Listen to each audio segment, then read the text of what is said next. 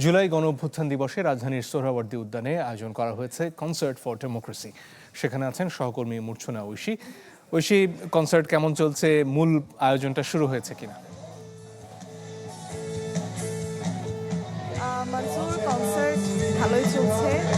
শুরুর দিকে আসলে বৃষ্টি ছিল, কিন্তু বৃষ্টির মধ্যেও আসলে বেশ দর্শক হয়েছে এবং কনসার্ট শুরু হয়েছে। এর মূল আয়োজন শুরু হয়েছে, কনসার্ট শুরু হয়েছে, মূল আয়োজনও শুরু হয়েছে এবং যেহেতু আসলে এখানে অনেক বেশি শব্দ, আপনি নিশ্চয়ই দেখতে পাচ্ছেন যে এখানে এই মুহূর্তে ডিফারেন্ট টাচ নামে যে ব্যান্ডটা আছে, সেই ব্যান্ড তাদের গান পরিবেশন করছে এবং তাদের সাথে আসলে আমাদের এখানে যে দর্শকরা আছেন তারা তাদের আনন্দ, গান, উচ্ছ্বাস ভাগাভাগি করে নিচ্ছেন। কনসার্ট ফর ডেমোক্রেসি এটি আসলে বাংলাদেশ সংস্কৃতি মন্ত্রণালয়ের পৃষ্ঠপোষকতায় আজকের এই আয়োজনটা করা হয়েছে এবং বাম্বরের সাথে আছে। এর মূল আয়োজনটা মূলত শুরু হয়েছে দুপুর থেকে এবং এই মুহূর্তে আসলে কনসার্টের কিছু অংশ আমরা দেখব, একের পর এক কিছু গানও আমরা শুনবো এবং আমরা এখানে যে দর্শকরা এসেছিলেন তাদের সাথে কথা বলেছিলাম। তাদের কাছে জানতে চেয়েছিলাম যে আসলে যদি বৃষ্টি আরো বেশি হয় তাহলে তারা আসলে কিভাবে এই কনসার্টটা উপভোগ করবেন। সেই জায়গা থেকে তারা আসলে জানিয়েছেন যে বৃষ্টির মধ্যে কনসার্ট উপভোগ করতে নাকি সব থেকে বেশি ভালো লাগে এবং আমরা চেষ্টা করব দর্শকদের আজকের এই কনসার্টের কিছুটা অংশ দেখানোর। বিভিন্ন পার্সপেক্টিভে চিন্তা করা যায়। আমার মনে হয় পুরো পৃথিবীর জন্যই আজকে একটা বিশেষ দিন। যাই হোক, এই গানটা ডেডিকেট করতে চাই যারা নিজের বিবেকের কাছে নিজেকে ছোট করে নাই। নগদ নিয়ে এলো হার না মানা হার অফার। সর্বনিম্ন 10,000 টাকা রেমিটেন্স নগদে পাঠালে থাকছে স্বর্ণের হার জেতার সুযোগ। যারা সাক্ষী,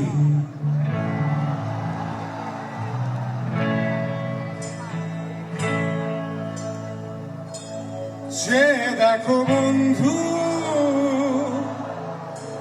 তুমি যত সস্তা পিছুটা ঝেড়ে ফেলে দাও, মেতে ওঠো উচ্ছ্বাসে, আর কোনো আশা